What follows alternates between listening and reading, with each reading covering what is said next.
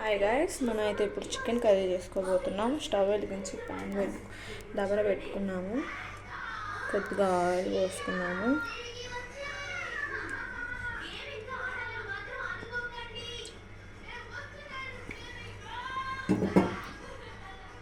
Oil heat ఎక్కనిద్దాము. Oil heat ఎక్కాక ఆవాలు, కరివేపాకు, 2 లవంగాలు వేసుకున్నాము. ముందుగానే కోసి పెట్టుకున్న టమాటా, అరగడ్డ, పచ్చిమిర్చి, టమాటాలు అయితే వేసేసుకున్నాము.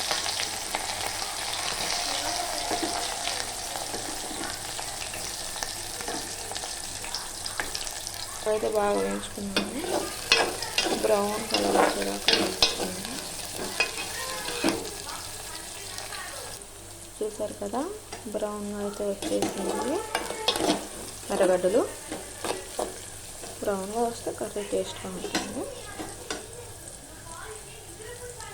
తర్వాత పచ్చిమిర్చి ముక్కలు, తర్వాత టమాటా ముక్కలు. అసలు నేనైతే ఎక్కువగా వేయను టమాటాస్, బట్ టేస్ట్గా ఉంటుంది కాబట్టి వేస్తున్నాను.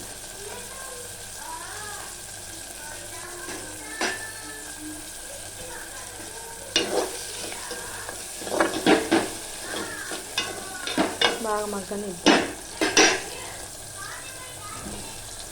కొద్దిగా పసుపు వేసుకున్నాను. లైట్గా ఉప్పు కూడా వేసుకోండి, త్వరగా మగ్గిపోతాయి. సో మగ్గనిద్దాం. మనమైతే ముందుగానే చికెన్ని క్లీన్ చేసుకొని వాటర్ పోసి ఉప్పులో నానబెట్టుకున్నాము. సో నేను ఉప్పులో నానబెట్టి తర్వాత కడిగి మళ్ళీ నార్మల్ వాటర్లో పెట్టుకున్నాను. సో మగ్గిపోగానే మనం చికెన్ని అందులో వేసుకున్నాము. చూసారు కదా ఎలా మగ్గిపోయిందో. తర్వాత ఇందులో 1 టేబుల్ స్పూన్ కారం, 1 కానీ 2 కానీ, మీరు కారం ఎక్కువ తింటే 1 టేబుల్ స్పూన్ వేసుకోండి. లైట్గా తినేవాళ్ళు 1.5 వేసుకోవచ్చు, మీడియంగా తినేవాళ్ళు 2 వేసుకోవచ్చు. సో మీకు ఎలా నచ్చితే అలా కారం తగినంత. సో తర్వాత కొద్దిగా garam masala 1/2 table spoon. So 1 table spoon ధనియా పౌడర్,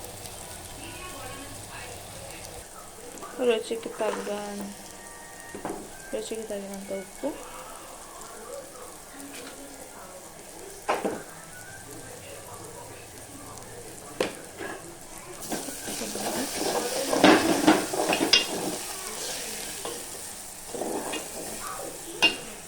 చికెన్ అయితే వేసేసుకున్నాము.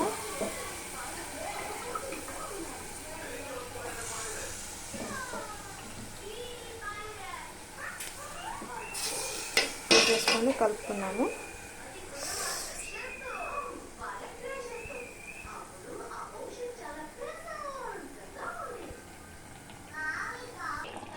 సారీ ఫ్రెండ్స్, నేను అల్లం తెల్లగడ్డ పేస్ట్ పెట్టడం మర్చిపోయాను.